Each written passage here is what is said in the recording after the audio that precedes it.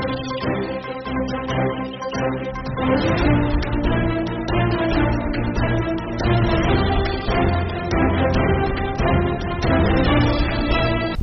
आवाज़ पे आज खास मुलाकात कर रहे हैं चुनाव प्रबंधन समिति के अध्यक्ष नारायण पंचालिया साहब से। जी बोस, आपका स्वागत है आपकी आवाज़ पे। धन्यवाद आपका। बड़े ही महत्वपूर्ण पद पे आप विराजित हैं, तो आप किस तरह से इस चुनाव प्रबंधन समिति का व्यवस्थाएं देख रहे हैं और क्या? राजस्थान चुनाव 2023 जी, इसको लेकर भारतीय जनता पार्टी ने चुनाव प्रबंधन समिति और संकल्प पत्र की संकलन समिति जी गठन किया था। जी जी और आप देख रहे हैं कि भारतीय जनता पार्टी वो पार्टी है जो लगातार 365 दिन 24 घंटे काम करने वाली पार्टी है। जैसे ही भारतीय जनता पार्टी ने अपने संगठनात्मक कार्यों को पूर्ण किया, 51,178 बूथों का गठन लेकर शक्ति केंद्र, मंडल और जिला, प्रदेश, मोर्चा, प्रकोष्ठ, विभाग, इस प्रकार का एक जो संगठनात्मक संरचना भाजपा की जो है उसको एकदम चुस्त दुरुस्त करने के पश्चात भारतीय जनता पार्टी ने इस महाभ्रष्ट कांग्रेस सरकार के विरुद्ध जनता की आकांक्षा समझने के लिए कि जनता में क्या चल रहा है, यात्राओं की शुरुआत की। इस संकल्प के साथ परिवर्तन यात्राएं शुरू की गई कि ये यात्राएं चारों दिशाओं में, सब विधानसभाओं में, 200 विधानसभाओं में पहुंचनी है, जनता के बीच में जाना है, जनता की जरा नब्ज टटोलना है कि आपकी क्या भावना है, आप क्या चाहते हैं, कांग्रेस सरकार के बारे में क्या सोच है, आदरणीय नरेंद्र भाई मोदी जी के सुशासन के बारे में क्या सोच है। मैं आपको विश्वास के साथ कह सकता हूं कि हमने जो इसकी रचना की थी उससे कई गुना ज्यादा जन समर्थन भारतीय जनता पार्टी को मिला। आपने ही दिखाया। मैं सोचता हूं कि राजस्थान ने, हिंदुस्तान के मीडिया ने इस बात को प्राथमिकता के साथ रखा कि भारतीय जनता पार्टी का और बहुत ही बढ़िया जन समर्थन मिला है और भ्रष्ट कांग्रेस के विरुद्ध अंडर करंट जनता के अंदर जनता पार्टी का कार्यकर्ता एकदम अनुशासित है और सारे एकमुखी हैं। जब देश के प्रधानमंत्री जी स्पष्ट शब्दों में कह चुके हैं और भाजपा शुरू से कह रही है कि हमारा प्रत्याशी कमल, तो भाजपा के हर कार्यकर्ता के दिल और दिमाग में कमल ही है। आप देख रहे हैं उत्साह, लोग उसको कहते हैं इतनी अरे आएगी ना, जाके देख लीजिए विपक्षी पार्टी कांग्रेस के कार्यालय के क्या हालात है। जनता में जा सकते नहीं, कार्यालय में बैठ सकते नहीं, क्योंकि उनके पास कुछ है भी तो नहीं ना। अब अशोक गहलोत जी, और कहते हैं ना दीपक जब बुझता है, जब उसकी कहते हैं ना लौ एकदम डगमगाती है और जब दिए की बाती जलती है तो लगता है कि प्रकाश बड़ा तेज है, लेकिन ऐसा कुछ है नहीं। अब ये कांग्रेस के कुछ घंटों की सरकार है, मैं दिनों में भी नहीं कहूंगा। तो ये सरकार निश्चित तौर पर जाने ही वाली है। जनता इंतजार कर रही है कि कब चुनाव और कब हम बटन दबाएं कमल का, भाजपा का सुराज आए और सुशासन आए। भाजपा जीत रही है, कांग्रेस हमेशा हमेशा के लिए खत्म हो। मुख्यमंत्री चेहरे को लेके हमेशा कयास लगाए जाते हैं, 8-10 चेहरे आम जनता के सामने भी हैं, तो किस तरह से आप देख रहे हैं? पूर्व मुख्यमंत्री वसुंधरा राजे भी इसमें आगे अपना देख रही हैं, इसके अलावा और भी बहुत सारे चेहरे हैं, तो इन चेहरों को आप किस तरह से समायोजित करके आपके पक्ष में, भाजपा के पक्ष में ये सब मिलकर काम करें और कोई डिस्प्यूट वाला मैटर नहीं रहे? मैंने आपको शुरू में कह दिया कि भारतीय जनता पार्टी की दुनिया की नंबर 1 बड़ी पार्टी है और नंबर 1 अनुशासन पार्टी है। भारतीय जनता पार्टी के निर्णय सामूहिकता से होते हैं। भाजपा के नेताओं और कार्यकर्ताओं के बारे में जब देश के प्रधानमंत्री जी ये कहता है कि भाजपा का हर कार्यकर्ता नेता है और हर नेता कार्यकर्ता है, अपने आप को कहते हैं मैं भी एक कार्यकर्ता हूं। इसी भावना से, टीम स्पिरिट से बीजेपी राजस्थान, भाजपा राजस्थान काम कर रही है। सब मिलकर के चुनाव लड़ेंगे और यहाँ पे कमल खिलाएंगे। भाजपा की नीति और रीति की बात की जाए कि मोदी जी ने बहुत अच्छा राष्ट्रीय निर्माण का काम किया, मंदिर बनवाया, धारा 370 पे काम किया, उस जन भावनाओं को साथ में लेके मोदी जी ने अभी राजस्थान में भी मोदी जी का ये कहना है कि कमल का निशान, तो इस निशान के अलावा कोई चेहरा भी राजस्थान में है जो जनता उस चेहरे पे वोट दे सके, या केवल कमल के निशान के ऊपर ही आप? देखिए, आप बहुत पुरानी बातें कर रहे हैं। हिंदुस्तान का मतदाता ये बात ठीक से समझता है, और भारतीय जनता पार्टी के जहां जहां भी चुनाव हुए, जहां सरकारें नहीं थी, उन प्रदेशों को उठा के देख लीजिए, वहां पे कमल ही लड़ा है, कमल के चेहरे पर ही चुनाव लड़ा गया है। और वास्तविकता यही है जी, जब कमल चारों तरफ से खिलेंगे तो सब सामूहिक बैठकर विधायक दल की बैठक के अंदर निर्णय किया जाएगा, नेता चुना जाएगा, वही नेता हमारा मुख्यमंत्री होगा।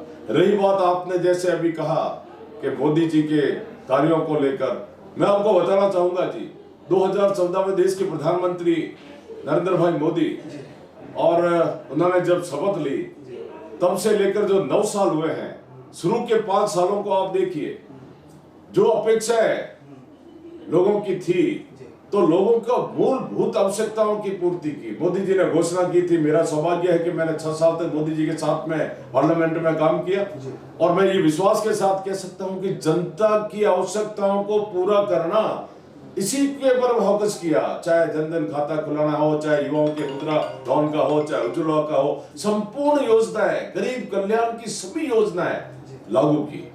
और जैसे 2019 का चुनाव हुआ, उसके बाद से मोदी जी ने देखा कि लोगों की आवश्यकताएं पूर्ण हो गई। अब लोगों की आकांक्षा है, अपेक्षा है, हमारे से क्या अपेक्षा है कि जहां हुए बलिदान मुखर्जी वो कश्मीर हमारा, एक जो नारा दिया था, जो कश्मीर हमारा है वो सारा का सारा है, धारा 370, राम मंदिर का जो भव्य निर्माण भी हुआ। इस प्रकार के कई निर्णय जो भारत की जनता के उद्वेलित कर रहे थे, जो जनता चाह रही थी, वो सारे के सारे निर्णय हुए। अब मेरा ऐसी मान्यता है कि देश ही नहीं, देश के तो सर्वोच्च ही है, दुनिया के अंदर भारत सर्वोच्च स्थान पर कैसे पहुंचे, इसीलिए मोदी जी ने कहा है अभी अमृत काल के अंदर, ये कहा है कि हम 2047 जब भारत को 100 वर्ष पूर्ण होंगे, उस समय भारत महाशक्ति होगा, भारत विश्व गुरु होगा। उसी की योजना को ध्यान में रखते हुए भारतीय जनता पार्टी काम कर रही है।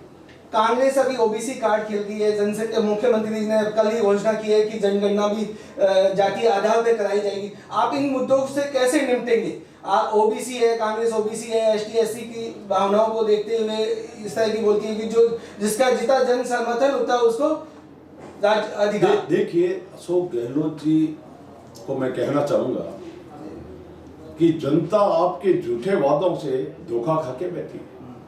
पहले जब उन्होंने 18 में चुनाव लड़ा, उस समय कई तरह के वादे किए थे, मैं उसको दोहराना नहीं चाहता हूं। आम जनता के अंदर और ऐसे भाव है कि किसानों को कह दिया माफ करेंगे, युवाओं को कह दिया आपको बेरोजगारी बता देंगे, संविदा कर्मचारियों का आपको नौकरी देंगे, क्या क्या वादे नहीं किए, एक भी वादा पूर्ण नहीं कर सके। और अब चूंकि 4.5 साल तक आराम से बैठे रहे और मात्र एक काम जरूर किया, वो किया अपनी कुर्सी को बचाना। अपने कुर्सी को बचाने के चक्कर में इस खजाने को लुटाया, सब विधायकों को खुली छूट दे दी। भ्रष्टाचार का तांडव राजस्थान की संपूर्ण क्षेत्र में हुआ। और तो और सबसे बड़ा जो पाप किया है वो किया है मेरी उन बहन बेटी बच्ची का, जिसके साथ दुराचार हुआ और ये संभाल नहीं सके, और खुले आम दरिंदों को छूट दे दी, तुष्टिकरण भी की। और मैं कहता हूं कितने कितने पाप किए हैं जी कांग्रेस ने। अभी कल मैं देख रहा था अशोक गहलोत जी भक्तों संतों के पांव छू रहे थे, प्रणाम कर रहे थे, गौ माता की घोषणा कर रहे थे। मैं कहूंगा कि क्या पाप, मोदी जी का जादू है, डर है? ये तो डर कुछ नहीं है, ये पाखंड है, ये ठगी करने का एक तरीका ढूंढा है उन्होंने। जिस कांग्रेस ने पूरी जिंदगी, नेहरू जी से लेकर, अगर इतिहास लंबा हो जाएगा हम गाएंगे 47 से लेकर अभी तक 75 वर्षों में, और कांग्रेस के काले कारनामे सनातन धर्म पर तो हाल ही में बोले, गौ माता की तस्करी, बड़े बड़े कारखाने कत्लेआम किया जा रहा है, साधु महात्माओं की हत्या इसी धरती पर हुई है, इसी धरती पर, राजस्थान की धरती पर। अब वो कहते हैं कि साहब हम तो गौ भगत है, हम तो राम भगत है। अरे भाई, जिस पार्टी ये कहती है, एफिडेविट देती है, सबूत मैं नहीं कहता, एफिडेविट दिया है सुप्रीम कोर्ट के अंदर कि राम का कोई अस्तित्व नहीं है, राम सेतु तो वही नहीं है, भगवान राम तो एक काल्पनिक है। इस प्रकार की बात करने वाली कांग्रेस अब जनता के सामने भ्रम करने का प्रयास कर रही है। जनता समझ चुकी है, जनता कांग्रेस को हमेशा के लिए दफना देगी, खत्म कर दी। भारतीय जनता पार्टी का ही राजस्थान में भी आने वाला है 23 में, 24 में मोदी जी प्रधानमंत्री बने। ओबीसी के मुद्दे पे आप क्या कहेंगे कि ओबीसी? देखिए, ओबीसी तो भारतीय जनता पार्टी का ही वोट है। जिस देश का प्रधानमंत्री ओबीसी से हो, और जिस देश के अंदर एक नहीं 27 जो है हमारे मंत्री भारत सरकार के जो नीति का निर्धारण करते हैं दिल्ली में बैठकर, वो ओबीसी से। इसलिए ओबीसी जो है ना, जहां तक ओबीसी का सवाल आप कह रहे हो, मैं कहता हूं कंप्लीट भाजपा परिवार के सदस्य है। सारा ओबीसी वर्ग जो है भारतीय जनता पार्टी के साथ में खड़ा है, खड़ा रहेगा। क्या भारतीय ओबीसी, एसटी, एससी यही इसी में गिने जाएंगे, चुने जाएंगे, व्यवस्था चलती रहेगी? क्या ये आरक्षण का मुद्दा अगले 50 साल भी चलता रहेगा? इस पे आप क्या कहना चाहेंगे? क्या भारतीय का ये नहीं होना, गरीब जो मोदी जी ने उठाया अभी 3 दिन पहले मुद्दा कि गरीब की सेवा मेरी सेवा है, गरीब की सेवा मतलब भारत की सेवा है, इस पे आप क्या? बिल्कुल, मोदी जी ने ठीक ही कहा, केवल कहा नहीं है, किया है। जो लोग गरीब है और जो आंकड़े अभी आए हैं तो मोदी जी के आने के बाद में, और क्या भाजपा गरीबी के आधार पर मैं आपको बता रहा व्यवस्था हूं, करनी जा रही है या ओबीसी और आरक्षण नहीं खेलेगी अभी? देखिए, पंडित दीनदयाल उपाध्याय जी के जो दर्शन है उसको आप अगर देखेंगे तो पंडित उपाध्याय जी ने ये कहा था, पंडित दीनदयाल उपाध्याय जी ने। और अंत्योदय ये क्या है जी? अंत का मतलब सबसे अंत के अंदर जो बंदा बैठा है उससे ज्यादा और गरीब हो कौन सकता है? नीचे पायदान पर बैठे हुए व्यक्ति को उदय करना है, अंत्योदय। और मुझे सौभाग्य है कि राजस्थान के माननीय भैरव सिंह जी शेखावत साहब ने और अंत्योदय योजना यहाँ राजस्थान में लागू की, और जिसका अनुसरण संपूर्ण भारतवर्ष में हुआ। और मोदी जी ने अभी जब सत्ता संभाली तब से लेकर के एक ही संकल्प के साथ, गरीब का कल्याण हो। अरे जिस कांग्रेस ने गरीबों के नाम पर गरीबी हटाएंगे करके और गरीबों को ठगा, गरीबों को खुद को हटा दिया, मिटा दिया, ऐसी कांग्रेस अब गरीबों की बात कर रही है। अब कोई तरीके मैं कह सकता हूं गरीब कल्याण की योजना जो प्रधानमंत्री जी ने शुरू की है, आप आश्चर्य करोगे 80 करोड़ लोगों के घरों में आज भी 80 करोड़ किसको कहते हैं जी? उनके घरों में कंप्लीट राशन पानी पहुंचाने का काम नरेंद्र भाई मोदी जी ने किया है और कर रहे हैं। मैं सोचता हूं कि इसके मुकाबले अब जो है कांग्रेस का अंत सर्वत्र चारों दिशाओं में हिंदुस्तान के अंदर हो रहा है। राजस्थान से कांग्रेस का सफाया निश्चित है। कांग्रेस की एक एंटी इनकम्बेंसी बन गई, क्या उसको भुना पाएंगे आप?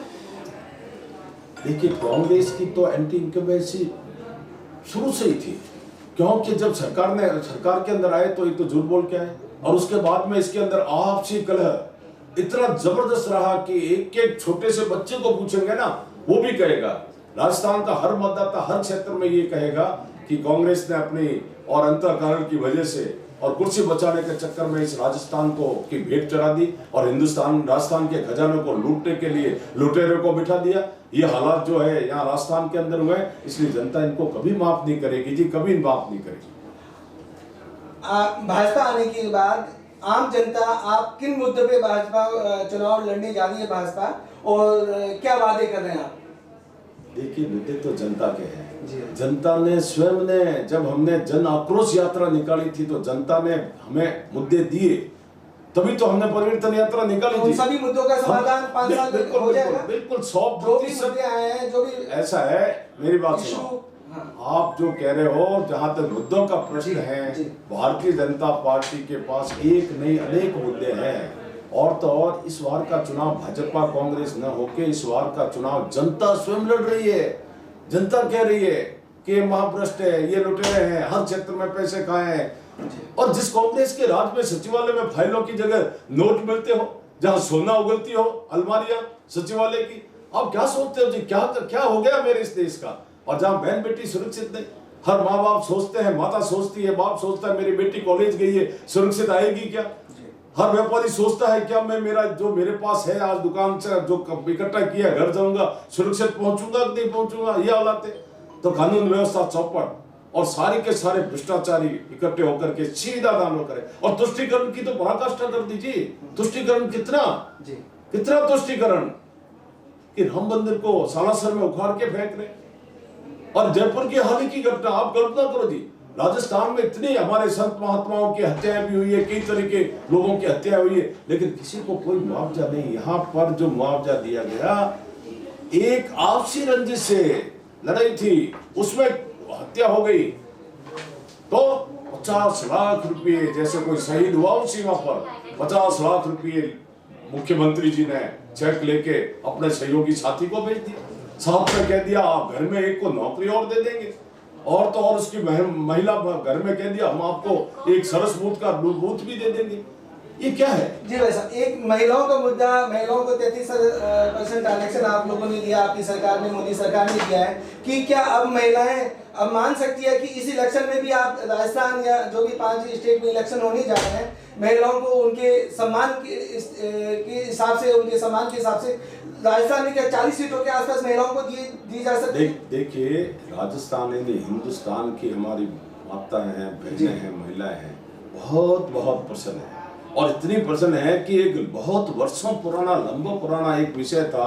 अब देश की कुल वोट मतदाताओं का आधा वोटर महिलाएं हैं, उनका हक अब दिलाया प्रधानमंत्री जी ने। इस बार कितना हक मिल रहा है? इस बार तो आपको भाजपा राजस्थान में कितनी सीटें? भारतीय जनता पार्टी ने अपने खुद के, अब ये तो वह कानून बना है, उसके पहले भाजपा ने अपने जो संविधान है, भाजपा का संविधान, उसके संशोधन पहले कर दिया था, बहुत पहले, और कह दिया हम 33% महिलाओं का सीटें आरक्षित करेंगे।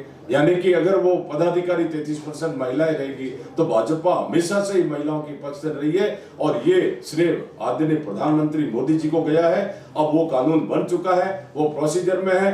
जिस समय भी 2026 के बाद में मैं सोचता हूँ, अभी जैसे बताया ना कि सीमांकन का विषय आएगा, और निश्चित तौर पर मान के चलो कि 33% का आरक्षण जो हुआ है, महिलाएं चुन के निश्चित तौर पर विधानसभा लोकसभा में पहुंचेगी।